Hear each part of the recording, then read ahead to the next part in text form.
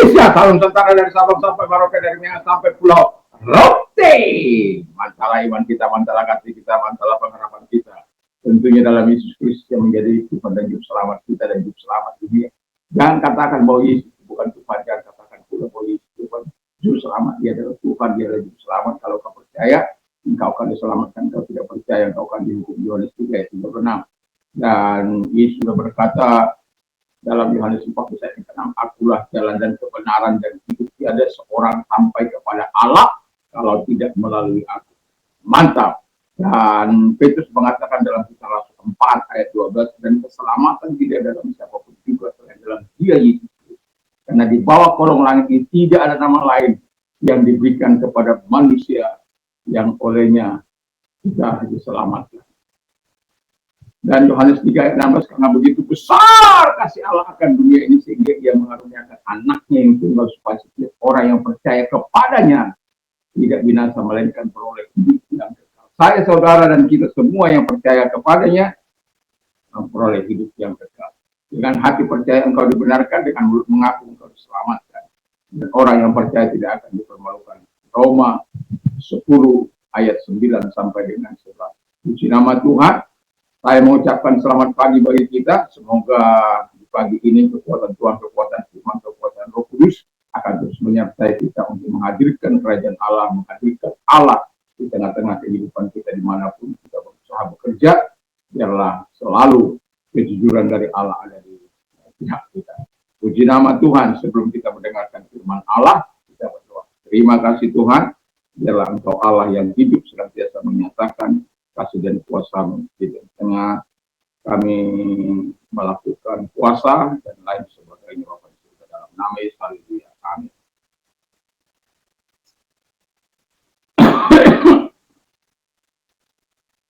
Saya akan membacakan Matius 6 ayat 16 sampai dengan 18.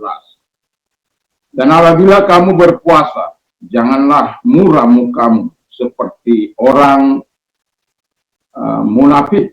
Mereka mengubah air mukanya supaya orang melihat bahwa mereka sedang berpuasa. Aku berkata kepadamu, sesungguhnya mereka sudah mendapatkan upahnya. Tetapi apabila engkau berpuasa, minyakilah kepalamu dan cucilah mukamu, supaya jangan dilihat oleh orang bahwa engkau sedang berpuasa, melainkan hanya oleh Bapamu yang di tempat yang tersembunyi. Maka Bapamu yang melihat yang tersembunyi akan membalasnya kepadamu. Haleluya. Jadi ini tema kita adalah puasa yang diterima Tuhan. Ya, itu ini puasa orang percaya, orang Kristen, dan puasa yang diterima oleh Tuhan itu. Sebelum kita masuk ke dalam pembahasan, tentu kita tahu bahwa fasting itu adalah puasa dan juga abstain from eating, atau maksudnya berpantang makan atau tidak makan, atau menjauhkan diri dari makan. Ya. Lalu fasting itu harus dilakukan dengan sukarela, volunteer. Jadi tidak dilakukan dengan terpaksa, tetapi dengan sukarela. Dan kita tahu dalam bahasa Arabnya dikatakan sa'um, dalam bahasa Ibrani dibilang som, ya, som. Jadi kalau cepat dalam bahasa mobil dikatakan mahir. Jadi kalau dalam bahasa Yunani-nya dikatakan mistepo, berpuasa. Jadi mistepo itu seperti apa yang saya terangkan tadi. Nah, jadi puasa yang diterima oleh Tuhan artinya puasa yang sebenarnya yang harus terjadi ketika kita berpuasa haruslah mengalami perubahan karakter. Jadi yang tadinya nah itu yang pertama, mengalami perubahan atau change of character. Jadi ketika kita berpuasa, tentu ada godaan-godaan, ada hal-hal yang yang bukan hanya sekedar menahan lapar, haus, dan minum itu terlalu gampang.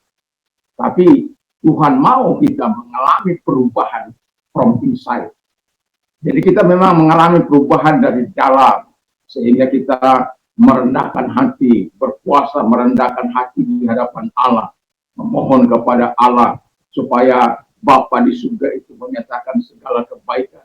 Bahkan Alkitab katakan bahwa sekalipun mereka melakukan dengan cara-cara yang agamawi, Allah katakan mereka tetap mendapatkan upahnya.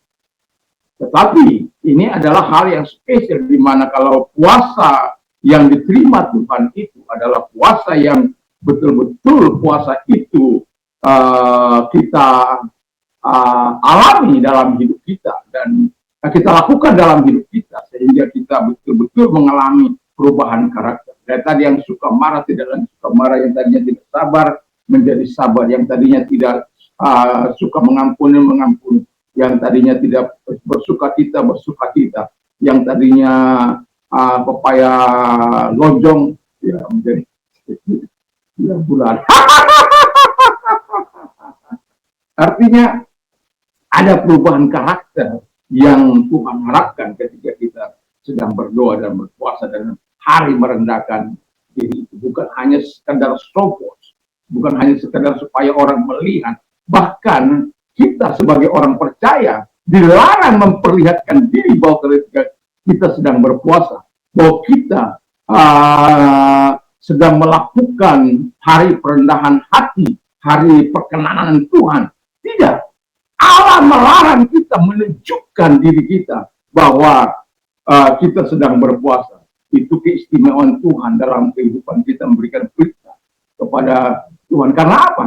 Allah betul-betul mengharapkan perubahan karakter itu ketika kita berpuasa. Yang kedua, kata firman Allah, the change of purpose. Perubahan tujuan. Jadi kalau kita berpuasa, yang tadinya kita mungkin tujuan kita hanya untuk memperkaya diri, atau untuk kekayaan, atau untuk jabatan, atau untuk hal-hal yang duniawi. Tapi ketika kita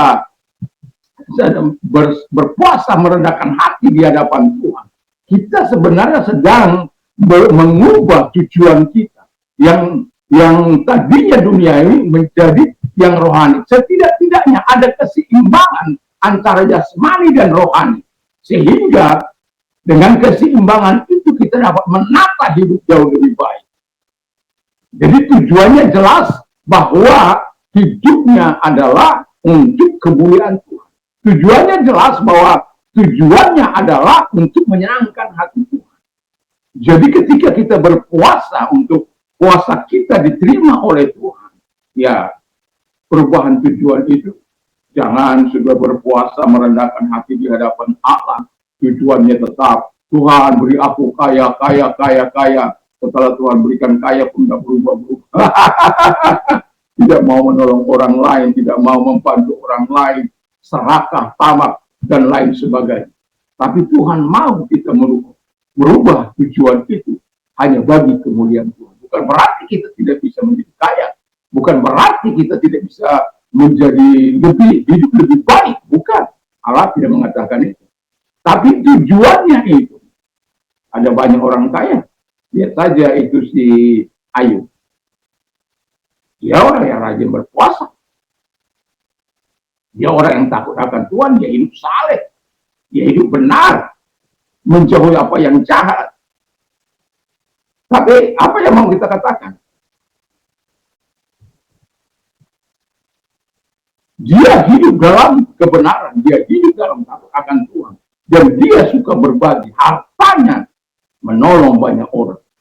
Bukan dimakan sendiri atau bukan disimpan di sendiri. Tapi hartanya dipakai untuk menolong banyak orang. Sehingga ketika dia mengalami masalah yang berat, Tuhan tampil sebagai tampilannya dan 2 kali lipat Tuhan. Nah, yang ketiga, tujuan kita berpuasa, puasa yang diterima oleh Tuhan itu adalah supaya kita mentaati God's command, to obey God's command. Jadi kita mentaati perintah Tuhan, bukan hanya kita puasa lalu tidak ada. karena kita taat pada perintah. Maka kalau dikatakan sebagaimana yang dikatakan oleh firman Allah bahwa kalau kita dikatakan sedang supaya jangan dilihat oleh orang bahwa engkau sedang berpuasa, melainkan hanya oleh Bapamu yang di surga. Jadi kita disuruh meminyaki muka, masuk ke kamar dan berdoa di situ. Itu sebabnya kalau di dalam Yesaya dikatakan doa mereka yang sedang berpuasa, orang-orang yang merendahkan hati itu, orang-orang yang mencari perkenan Allah itu, yang menjaga hukum-hukum Allah itu tidak mendapatkan apa-apa. Karena mereka lebih, ketika mereka berpuasa, mereka tetap hidup dalam dosa, tetap hidup dalam kejahatan. Nanti sore akan saya bawa.